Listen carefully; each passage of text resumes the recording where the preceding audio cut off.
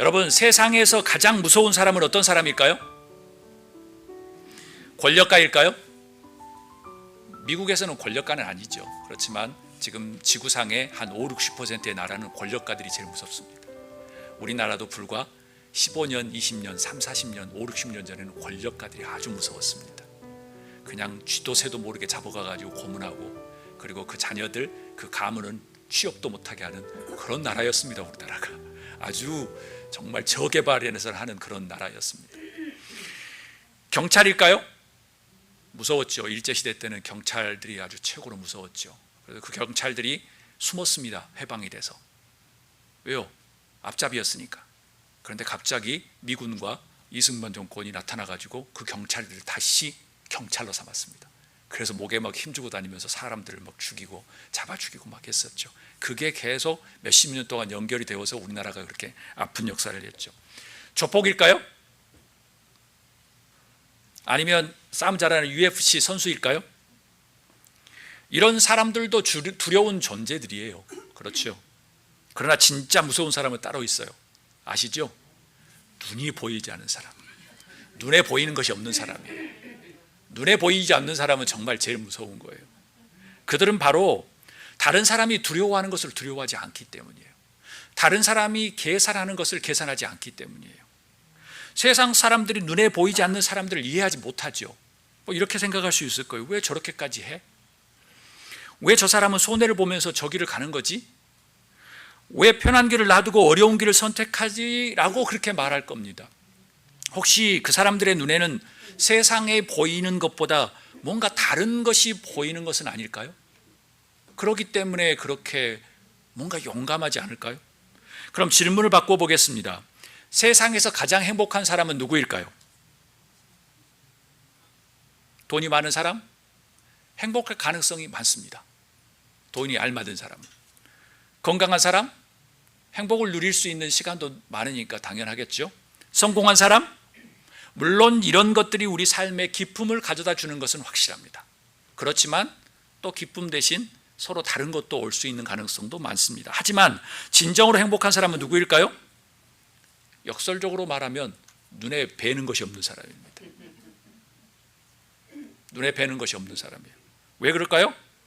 그들은 눈에 보이는 것이 전부가 아니라는 걸 아는 사람이거든요. 그래서 죄송합니다마는 우리가 치매에 걸리는 것을 보면서 되게 안타까워하잖아요. 근데 저는 치매 커뮤니티 안에서 또 있어 봤잖아요. 상담을 하면서. 그분들은 불행하지 않아요. 그분들은 계속 어린 시절에 아버지와 엄마를 기다릴 뿐이에요. 안 보이는데 계속 보고 있으면서. 난센스 같은 이야기지만 오늘의 상황이 실패가 아니라는 것, 이게 인생의 끝이 아니라는 것을 보는 사람은 눈에 보이는 사람이 없는 거예요. 현실이. 그 사람들이 행복하는 거죠. 그들은 사람의 평가가 자신의 가치를 결정하지 않을 거라는 걸 아는 사람이에요. 그래서 두렵지가 않은 거죠. 그럼 신앙 안에서 가장 행복한 사람은 누구일까? 그것은 세상적인 생각으로 만약 유추해서 역설적으로 말할 수 있다면 신앙 안에서는 이런 것은 아닐까요? 우리 한 목소리 읽어보도록 하겠습니다. 눈에 보이는 세상의 가치보다 보이지 않는 하나님의 약속을 더 크게 보는 사람이다. 이게 믿음이죠. 이게 신앙 안에서 행복한 사람이죠. 세상의 가치와 세상의 평가 기준이 아니라 하나님께서 우리에게 주시려고 했던 말씀하셨던 그 약속, 그것을 더 크게 보는 사람이 신앙적으로 행복한 사람이죠. 그들이 믿음의 역사를 만들어요. 왜요? 성서상에 아브라함도 갈 바를 알지 못했다. 그게 뭐죠? 어디로 가야 될지를 몰랐다는 거죠. 어디로 가야 된다는 걸 모르는 거예요. 그런데 하나님의 약속을 따랐죠. 모세, 왕궁보다 하나님의 백성과 함께 고난받는 길을 택했죠. 다니엘, 사자 굴 속에 들어갔죠. 그러면서도 하나님 앞에 기도하는 것을 포기하지 않았죠. 초대교회 성도들 박해를 알면서도 예수 그리스도를 부인하지 않았어요. 그 사람들이 세상의 기준과 평가와 세상의 것을 보았다고 하면 그렇게 하면 안 돼요. 정신없는 것이죠. 그런데 그게 들어오지 않았어요. 눈에 뵈는 것이 없었어요. 그렇기 때문에 그들이 로마를 정복한 거예요. 그렇기 때문에 우리 대한민국이 산 거예요. 여러분, 뉴저지, 뉴욕에 살았던 인테리 선교사들이 여기서 있었으면 제가 말씀드렸잖아요. 맨하튼의 건물을 몇 채씩 가지고 있을 사람인데 눈에 뵈는 것이 없어서 저 조선 땅, 아무것도 없는 조선 땅에 간 거예요. 그리고 가서 한 게 뭔지 아세요? 한 명이 초등학교, 중학교를 300개, 500개를 세웠어요. 그 사람들이 병원도 없는 곳에 한옥에다가 병원을 만들어서 광해원을 만들고, 그 사람들이 여기 있으면 가만히 대대로 떵떵거리고 살 사람들이 눈에 뵈는 게 없는 거죠. 왜요? 세상의 가치보다도 하나님의 약속이 더 크다는 것을 그들은 알고 보고 있었기 때문에 그렇습니다. 사랑하는 여러분, 왜 그랬을까요? 그들에게는 세상에 줄 수 없는 더 귀한 것이 있다는 것을 보고 알았기 때문이에요. 어떤 것과도 비교할 수 없는 하나님의 은혜가 있었기 때문인 거죠. 말하자면 어떤 것과도 바꿀 수 없는, 어떤 것과도 비할 수 없는 그 하나님의 헤세드, 그 하나님의 그것이 있었기 때문에 그들은 담대했던 거예요. 헤세드는 단순한 은혜와 사랑이 아닙니다. 오늘 하나님의 헤세드 9번째, 이제 마지막 시간입니다. 변하지 않는 사랑이에요. 언약적인 사랑이에요. 우리는 떠나도 떠나지 않는 신실하신 하나님의 사랑이 헤세드예요. 우리가 하나님을 붙드는 사랑이 아니라 하나님께서 먼저 우리에게 오신 그 사랑이에요. 여러분에게 묻고 싶습니다. 여러분은 무엇을 가장 소중하게 여기십니까? 무엇을 잃으면 가장 마음이 아프겠습니까? 인생의 마지막 순간에 우리가 붙들어야 할 것은 무엇일까요? 죽음 앞에서도 놓지 않을 수 있는 것은 무엇일까요? 오늘 시편 기자가 우리에게 답을 줍니다. 하나님의 헤세드, 하나님의 은혜 안에 거한 사람은 어떤 것을 소망하는 것을 오늘 한 두세 가지로 알아보려고 해요. 첫 번째, 우리 시편 84편 10절 우리 다시 한번 읽도록 하겠습니다. 주의 궁정에서의 한날이 다른 곳에서의 첫날보다 나은즉 악인의 장막에 사는 것보다 내 하나님의 성전 문지기로 있는 것이 좋사오니. 아멘. 참 놀라운 고백입니다. 세상적인 기준으로 보면 이해하기 어렵습니다. 누가 보아도 첫날이 더 좋아 보입니다. 그렇지요? 좋은 집에서 첫날 사는 것과 성전 문지기로 하루 사는 것, 좋은 직장에서 첫날을 성공하는 것과 이름 없는 자리에서 하루를 사는 것, 그렇지만 거기가 하나님이 있는 것, 세상의 기준으로는 비교가 되지 않지요. 실패일 수도 있습니다. 무능함일 수도 있습니다. 무기력일 수도 있습니다. 그런데 제가 말씀드립니다. 신앙이 아니고 보통 세상 사람들도 이렇게 살아가는 사람들이 많아요. 요즘에 이렇게 살아가는 사람이 많아요. 왜요? 너무 고달프거든요. 지금 세상의 패턴으로 살아가는 게 너무 힘들거든요. 좋고 편한 건 맞는데 너무 스트레스가 많거든요. 그래서 과감하게 신앙인이 아님에도 불구하고 모든 것을 딱 접고 살아가는 사람이 꽤 많다는 거예요. 마지못해 살아가는 사람도 많지만, 시편 기자는 이렇게 이야기합니다. 아닙니다. 하나님과 함께하는 하루는 세상에서 첫날보다 비교할 수가 없습니다. 하나님의 임재는 어떤 것과도 바꿀 수 없는 가장 귀한, 어떤 것과도 비교할 수 없는, 어떤 것으로도 만족할 수 없는 가장 귀한 것입니다라고 말해요. 제가 계속 말씀드립니다. 이 시편은 세계에서 제일 똑똑하다고 하는 주이시들이 매일 읽는, 매 1년마다 반복하는 시편이에요.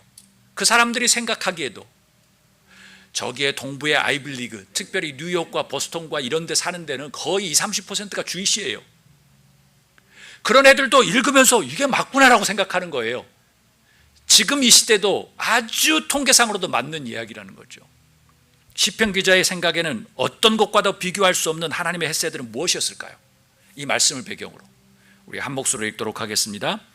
하나님과 친밀한 관계를 최우선으로 삼는 것이다 라는 거죠. 하나님과의 친밀한 관계, 친밀한 관계. 이 친밀함이라는 것은 영어로 intimacy거든요. 영어 단어 중에서 아주 귀한 표현이에요.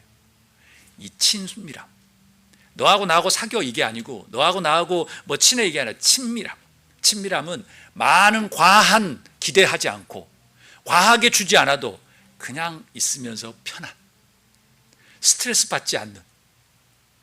사랑하는 여러분, 우리가 반드시 기억해야 할 것이 있습니다. 인간은 하나님과의 관계가 끊어지면 아무리 많은 것을 가져도 영적으로는 메마른 존재가 될 수 있습니다. 정신적으로 메마른 존재가 될 수 있습니다. 여러분들 드라마에서도 많이 보고 영화에서도 많이 보잖아요. 돈을 엄청나게 가졌어도 그 욕구 불만이 안 채워지는 거예요. 더. 거기에 원인은 뭐죠? 친구들과의 비교, 어머니 아버지의 자기 자식들, 자기 형제들 간의 비교, 그것을 채우기 위해서 계속 학교 선생님이 너는 그렇게 못났니 뭐 하는, 잘난 애들 칭찬해주고 자기는 못났다고 하는 이런 자존심을 세우기 위해서 돈을 막 더 벌어야 되는 그런 사람들이 너무나도 많아요. 돈이 있어도 마음은 공허할 수 있습니다. 성공해도 외로울 수 있습니다. 사람들의 사랑을 받아도 영혼은 갈증날 수 있습니다. 그래서 유명한 스타들이 약물을 간혹 많이 하는 경우가 그렇습니다. 유명한 사람들이. 왜? 앞에 서 있으면 인간이란 그럴 수밖에 없거든요. 그럴 수밖에 없어요. 인간은 항상 빛과 그림자의 역할을 갈 수밖에 없는 거죠. 왜 그럴까요? 우리 안에는 하나님만 채울 수 있는 자리가 있기 때문이에요. 우리 안에는 부모님만 채울 수 있는 자리가 있어요. 우리 안에는 이성 친구만이 채울 수 있는 자리가 있고, 우리는 물건이 아니라, 물질이 아니라 뭔가 영적으로 정신적으로 채워야 되는, 관계로 채워야 되는 것들이 있다는 거예요. 인간의 영혼 깊은 곳에서는 하나님을 향한 갈망이 있는 거죠. 우리들 여러분들 뭐 하다가 갑자기 위기 상황이 되면 엄마, 뭐 하나님, 뭐 주여, 뭐 지저스, 뭐 별의별 이야기를 다 하잖아요. 그게 뭐죠? 자신이 한계가 있다는 거죠. 어느 순간인가 뭘 의지하고 싶은 마음이 있다는 거예요. 그것은 인간에 대한 어떤 욕구죠. 갈망이죠. 그래서 세상의 모든 것을 가져도 하나님이 없으면 만족할 수 없습니다. 시편 기자는 이렇게 이야기해요. 시편 기자가 말하는 성전은 단순히 건물을 의미하지 않아요. 이 성전은 어떤 의미냐면, 우리가 성전이니까 우리가 살아가는 자리, 창조의 자리, 하나님과 만나는 자리, 낙엽이 떨어지면서 바람이 흘러가는 것을 보면서 하나님의 임재를 깨닫는 것, 저 사람의 눈을 보면서 저 사람의 마음을 읽어가는 것, 저 사람의 단어를 보면서 저 사람의 언어를 생각하는 것, 오늘 이 분위기를 생각하는 그 모든 것들이 성전인 거죠. 그런데 그렇게 살지 못하는 경우가 너무나도 많아요. 여러분, 하나님과 친밀한 관계를 맺는 사람이 가장 복된 사람입니다. 아멘. 하나님과 함께하는 가정은 하나님의 성전이 됩니다. 하나님과 함께하는 직장은 하나님의 성전이 되고요, 하나님과 함께하는 우리의 삶 자체가 하나님의 성전이 됩니다. 그래서 고린도전서 3장 16절에 보면 바울이 이렇게 이야기합니다. 우리 한 목소리로 읽겠습니다. 너희는 너희가 하나님의 성전인 것과 하나님의 성령이 너희 안에 계시는 것을 알지 못하느냐라고 표현합니다. 여러분 자신 자체를, 여러분을 성전이라고 표현하는 거죠. 그래서 여러분 자신을 아주 많이 사랑하셔야 합니다. 너무 많이 희생하지 마세요. 너무 바쁘게 살지 마세요. 하나님 앞에 가면 너가 너의 성전인데, 내 몸을 사랑하는 것 같이 너 자신, 다른 사람을 사랑해야 되는데 너 자신을 사랑하지 못하니까 다른 사람도 사랑하지 못하잖아. 너를 아껴야 될 거 아니야. 돈 조금 더 벌려고 해서 너 몸 망가지면 어떻게 할 건데? 인간으로서 사색해야 되는데, 호모 사피엔스야 돼야 되는데, 너가 성전으로 만들었는데 너는 왜 그렇게 그냥 일방통행만 하고 사는 거야? 아나무인처럼. 하나님이 물으실 거예요. 여러분, 우리는 단순한 교회에 오는 사람들이 아니에요. 우리는 하나님의 성전입니다. 하나님의 영이 거하는 존재예요. 그렇다면 우리의 가장 큰 축복은 무엇일까요? 더 많은 것을 소유하는 것, 그것일 수도 있습니다. 어떤 사람들에게는. 그게 아니에요. 더 높이 올라가는 것, 그 위치에 올라가는 게 아니에요. 하나님이 내 안에 계신다는 사실, 이보다 더 큰 축복이 없으면 이보다 더 귀한 헤세드가 없다는 거예요. 아무리 돈이 많아도 마지막 그 사고와 죽음의 순간에 쫙 흘러가는 파노라마는 누가 나올까요? 돈이 열심히 나오는 사람도 있겠지만 부모님이 나오기도 하고, 하나님을 찾기도 하고, 자녀들을 찾기도 하고. 이건 명백한 사실입니다. 하나님의 헤세드를 붙잡힌 사람은 세상의 것에 눈이 멀지 않습니다. 오히려 하나님 때문에 세상의 것이 작아지죠. 그래서 믿음의 사람은 이렇게 고백할 겁니다. 주님, 많은 것을 잃어도 좋습니다. 그러나 하나님만은 잃지 않고 싶습니다. 다른 것은 없어도 됩니다. 그렇지만 하나님의 임재만은 떠나지 않게 하옵소서라고 기대할 겁니다. 이것이 바로 어떤 것과도 비교할 수 없는 하나님의 은혜입니다. 여러분의 인생 안에 하나님의 은혜보다 더 귀한 것이 없을 수 있기를 주님을 축복합니다. 시편 84편 1절에서 2절 우리 한 목소리 읽도록 하겠습니다. 만군의 여호와여, 주의 장막이 어찌 그리 사랑스러운지요. 내 영혼이 여호와의 궁정을 사모하며 쇠약하며 내 마음과 육체가 살아계시는 하나님께 부르짖나이다. 아멘. 여러분, 시편 기자에게 어떤 것과도 비교할 수 없는 하나님의 헤세드는 무엇일까요? 두 번째, 이것입니다. 우리 한 목소리로 읽도록 하겠습니다. 하나님의 은혜와 하나님의 나라를 소망하는 삶이었습니다. 시편 기자는 단순히 성전에 가고 싶다라고 말하지 않았습니다. 마음 깊은 곳에서 올라오는 갈망을 표현한 겁니다. 주의 장막이 어찌 그리 아름다운지요. 이 주의 장막은 제가 성전만을 이야기하는 게 아니라고 말했습니다. 관계, 하나님의 임재, 사랑, 성령의 임함들, 우리의 깊이 있는 내면을 사랑하는 것들, 모든 것을 이야기하는 거예요. How lovely is your dwelling place, Lord Almighty 라고 표현해요. Lord Almighty, 힘이 좋으시니까 우리 전쟁에서 이겨, 이게 아니고요. 주의 장막이 어찌 그리 아름다운지요 라고 표현합니다. 그에게 성전은 단순한 장소가 아니었죠. 하나님을 만나는 자리였습니다. 그래서 그는 말합니다. 내 영혼이 주님의 궁정을, 주님의 성전을 사모합니다. 이것은 잠깐 떠오르는 감정이 아니에요. 성전을 올라가면서 찬양했던 사람들이에요. 고라자손들의 찬양이에요. 그들의 삶의 방향이고 그들의 인생의 목표예요. 하나님을 향한 깊이 있는 갈망이에요. 사랑하는 여러분, 우리 시대의 가장 큰 문제가 무엇일까요? 지금 현 시대, 우리 대한민국은 3포 시대, 세 가지를 포기한다는 시대가 거의 20년 전에, 지금은 5포 시대라고 이야기하죠. 거기 중에 결혼, 연애, 집 사는 거, 아이를 낳는 거, 모든 것을 포기한다고 이야기하죠. 여러분들 리플 한번 보시면 알 거예요.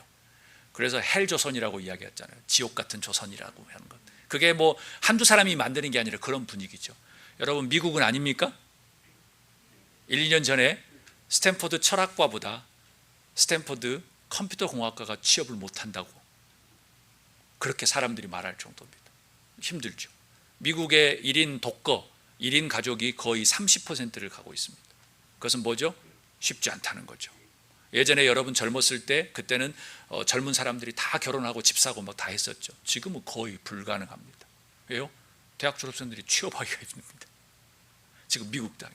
제가 16년 전에 왔을 때 콜롬비아 철학과라든가 콜롬비아 인문대학, 콜롬비아대, 아이비리그, 거기에 애들이 취업을 못했습니다. 16년 전에. 그래서 다시 조금 알맞은 대학교에 컴퓨터공학이나 다른 쪽으로 간다고 할 정도로 그랬었습니다. 미국도 심각한 어려움에 있습니다. 뭐냐면 소망을 잃어버린 겁니다. 그게 제일 힘듭니다. 물론 사람들은 많은 기대를 하며 삽니다. 더 많은 수입을 위해서, 더 좋은 환경을 위해서, 더 편안한 미래를 위해 살아갑니다. 성경이 말하는 것은 그것을 위한 것이 아니에요. 소망을 잃어버렸다는 것은 뭐냐면, 성경의 소망은 앞으로 좋은 일이 생기겠지 하는 막연한 기대가 아니에요. 성경에서 말하는 소망은 하나님께서 나와 함께 하신다고 하는 확신인 거예요. 상황이 변하지 않아도 하나님이 계시기 때문에 나는 견뎌낼 수 있다, 소망을 품는다라고 하는, 그게 성서의 소망이에요. 그렇기 때문에 미국이 세워졌거든요. 그 신앙으로 세워졌거든요. 그래서 병원에서 사람들을 많이 만나면 미국 사람들은 밝아요. 우리 교회를 딱 오잖아요. 주일 나오면 저는 2개, 3개를 경험해요. 제가 이제 월요일 날 저녁에 항상 병원에 제가 혼자 커버를 다 하거든요. 그 큰 병원을. 그러면 거기는 항상 사람들이 다 이렇게 웃어요. even 암 환자도. 근데 저희 교회는 한국 이렇게 커뮤니티 오잖아요. 그럼 다들 한번 건드려봐. 저는 항상 퀘션을 가지면서도, 저는 그래서 그런데 병원에서도 제가 제일 잘 웃는 사람으로 이렇게 소문이 나 있죠. 에이시안 채플린이 있는데 참 잘 웃어. 그러면서 제가 이제 항상 이야기하거든요. 너 참 웃는 게 이쁘다. 왜냐, 아픈데 뭐 아픕니까? 이런 거보다는 너 웃는 게 너무 좋아 보여. 야, 좋다. 그러면 자기도 좋아요. 좋다. 그러면서 너 웃음이 더 커. 뭐 하면서 이야기합니다. 상황이 변하지 않아도 하나님이 계시기 때문에 계속 견딜 수 있다고 하는 신앙, 그 사람들이 대단한 거죠. 여러분, 바울 사도는 고린도후서 4장 8절에서 9절을 이렇게 이야기합니다. 우리가 사방으로 우겨쌈을 당하여도 쌓이지 아니하며, 답답함을 당하여도 낙심하지 아니하며, 박해를 받아도 버림받지 아니하며, 거꾸러짐을 당하여도 망하지 않고. 지금 바울 사도가 계속 이야기해요. 왜 그래요? 세상이 줄 수 없는 소망을 자기는 가지고 있다는 거예요. 그걸 보고 있다는 거예요. 눈에 뵈는 게 없는 거예요. 감옥에 갇혀도 그 사람은 즐거움을, 빌립보서 기쁨의 서신을 보내잖아요. 감옥에 있는 주제. 감옥에 있는데 자기는 뭐 확신이 있대요. 사방에 우겨쌈을 당하도 나는 두려움이 없다. 답답한 일이 있어도 낙심하지 않는다. 박해를 받아도 버린 것이 없다. 거꾸로 뜸을 당하도 망하지 않는다라고 이야기해요. 사랑하는 여러분, 하나님의 은혜에 사로잡힌 사람들, 그 사람들은 세상의 가치에 쉽게 흔들리지 않습니다. 우리가 섬기고 있는 3명의 선교사들도 그런 분들이에요. 미국에 있고 한국에 있으면 넉넉하게, 충분히 넉넉하게 사실 수 있는 분이지만 그 어려움을 가잖아요. 아이고 고생하네요. 고생한 게 아니라 그들은 인생 최고의 정점에 있는 분들이에요. 인생 최고의 행복한 시간이에요. 아니 힘든데 가서 뭐 이러고 가겠어요? 돈을 주는 것도 아니고, 뭐 이라크에 무슨 공사하러 가면서 뭐 돈 버는 것도 아니고, 이미 어떤 것과도 비교할 수 없는 하나님의 햇새들을 소유하고 있었기 때문에 그래요. 세상은 그것을 줄 수도 없고 빼앗을 수도 없는 엄청난 기쁨을 알고 있기 때문에 가능한 겁니다. 하나님은 이렇게 이야기할 겁니다. 너는 이미 내 사랑받는 자녀야. 내 은혜가 너에게 충분하다. 내가 너와 함께 할 것이다 라고 하는 그 음성을 듣고 있기 때문에 가능한 겁니다. 이것이 하나님의 헷세드입니다. 오늘 시편 기자가 못지않게 바울 사도에 대한 이야기를 말씀을 많이 드렸는데요, 그는 로마서 12장 1절, 우리 너무나도 잘 알죠. 한 목소리 읽도록 하겠습니다. 그러므로 형제들아, 내가 하나님의 모든 자비하심으로 너희를 권하노니 너희 몸을 하나님이 기뻐하시는 거룩한 산 제물로 드리라. 이는 너희가 드릴 영적 예배니라.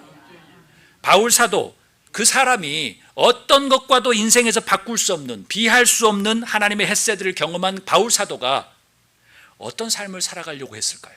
하나님의 햇새들, 하나님의 은혜를 품는 사람들은 어떤 삶을 살려고 했을까요? 우리 한 목소리 읽도록 하겠습니다. 내 자신과 타인을 위해 예배자의 삶을 사는 것이다 라는 거예요. 거룩한 산제물이 되라고 하는 의미는 많을 겁니다. 여러분들 잘 아시죠? 나 혼자만을 위한 이기의 인생이 아니라 타인을 위한 이타의 인생인 거예요. 이를테면 아름다운 순교자로 사는 거예요. 이는 하나님께서 말씀하신 것과 아주 동일해요. 내 하나님을 사랑하고 내 이웃을 내 몸과 같이 사랑하라고 하는 하나님의 계명과 명령에 순종하는 것이죠. 그래서 여러분, 하나님께서 원하시는 건 단순히 주일날 교회에 오는 것이 아니에요.